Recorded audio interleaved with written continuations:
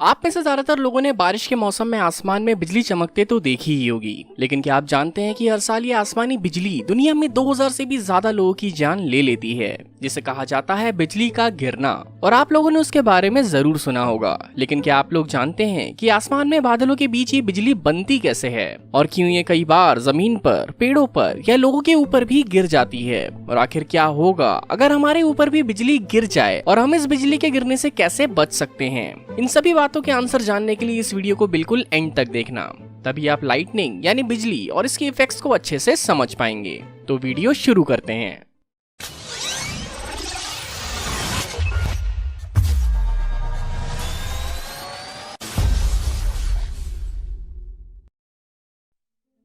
आप में से ज्यादातर लोग ये सोचते होंगे कि बिजली का गिरना एक डेथ सेंटेंस है, मतलब अगर किसी के ऊपर बिजली गिरी तो उसका बच पाना बिल्कुल इम्पॉसिबल है, मगर ये बिल्कुल भी सच नहीं है।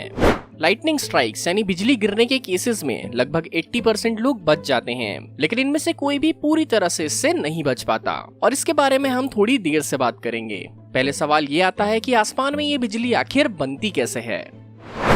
असल में ये बिजली बनाने की फैक्ट्री आसमान में उड़ते पानी के बादल होते हैं।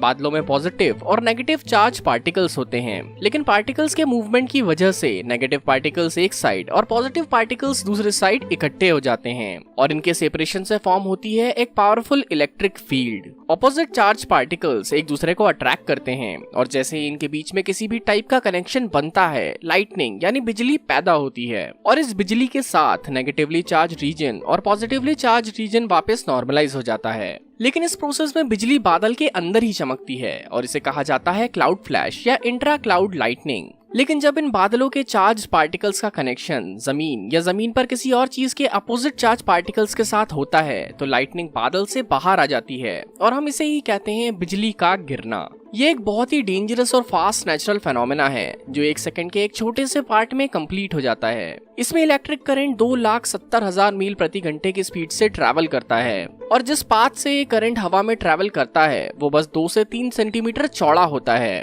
और इस पाथ का टेम्परेचर इंस्टेंटली 30,000 सेल्सियस हो जाता है, जो हमारे सूरज के सरफेस टेम्परेचर से भी 5 गुना ज्यादा है। तो सोचिए, जब इतना खतरनाक करंट हमारी बॉडी से फ्लो होगा तो हमारा क्या हाल होगा।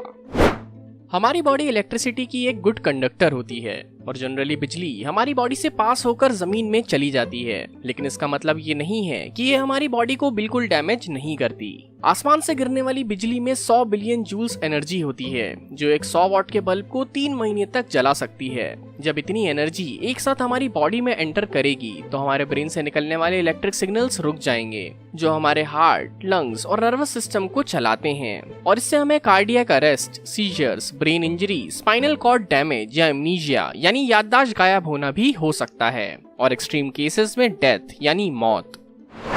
तो अब सवाल ये आता है कि इससे बचा कैसे जाए।